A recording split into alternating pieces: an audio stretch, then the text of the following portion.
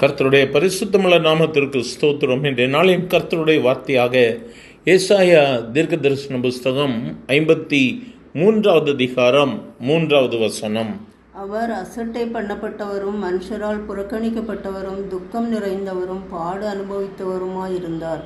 அவரை விட்டு நம்முடைய முகங்களை மறைத்து கொண்டோம். அவர் அசட்டை பண்ணப்பட்டிருந்தார், அவரை எண்ணாமற் போனோம். என கருமையானவர்கள், இந்த இடத்தில் இயேசு கிறிஸ்துவை குறித்து சொல்லும் பொழுது, இயேசு கிறிஸ்து அசட்டை பண்ணப்பட்டார், மனுஷரால் புறக்கணிக்கப்பட்டார், துக்கம் நிறைந்தவராக இருந்தார், பாடு அனுபவித்து கொண்டிருந்தார்.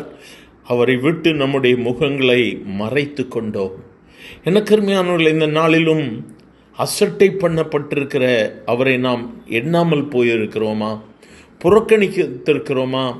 இந்த பரிசுத்த வாரம், இந்த நாட்களில் நாம் புனித வெள்ளி இந்த நாட்களை நாம் அனுஷ்டித்து கொண்டிருக்கிறோம். இந்த நாளிலும் கூட நம்மை ஆராய்ந்து பார்க்கும்படியாக இந்த வார்த்தைகள் வேதம் சொல்லுகிறது. தீர்க்கதரிசி சொல்லும் பொழுது சொல்லுகிறார், துக்கம் நிறைந்தவராய் பாடு அனுபவிக்கிறவருமாய் இருந்தார், அவரை விட்டு நம்முடைய முகங்களை மறைத்து கொண்டோம். இந்த நாளிலும் என கருமையானவர்களை, துக்கம் நிறைந்தவராக இயேசு நின்று கொண்டிருக்கிறார். எதற்காக அவர் துக்கப்பட்டார்? எதற்காக அவர் அசட்டை பண்ணப்பட்டார்?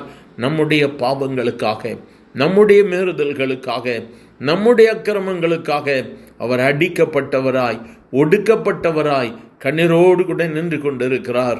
அருமையான வார்த்தைகளை கேட்கிற எனக்கு மிகவும் அருமையானவர்களே, எந்த நாளிலும் நாம் ஆண்டவரை விட்டு ஒதுங்கி இருக்கிறோமா?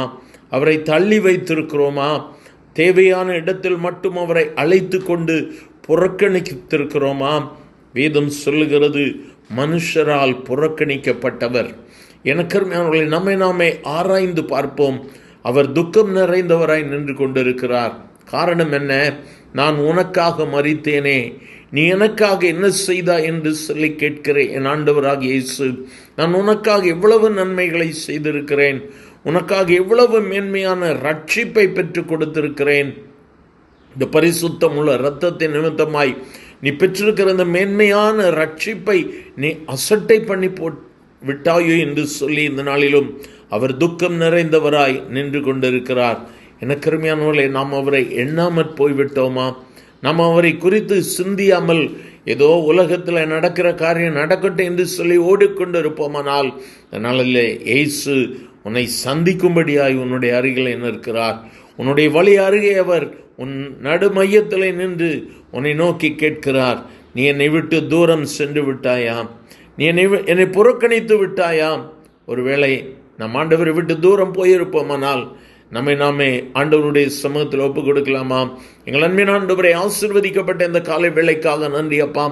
பலவிதமான உலகத்தின் பாரங்கள் ஆண்டவரை, பலவிதமான காரியங்களின் நிமித்தமாய் உம்மை ஆண்டவரே நாங்கள் தள்ளிவிட்டவர்களாக, உம்மை துக்கப்படுத்தினவர்களாக, உம்மை புறம்பே தள்ளி அசட்டை பண்ணி இருந்தால் இந்த காலை வேளையில கர்த்தர் மன்னியும் ஆண்டவரே. ஒரு விசை கூட எல்லாரையும் எங்களை உம்மண்டை சேர்த்து கொள்ளும், ஆசீர்வதியும். இயேசுவின் நாமத்தில் பிதாவே, ஆமேன், ஆமேன்.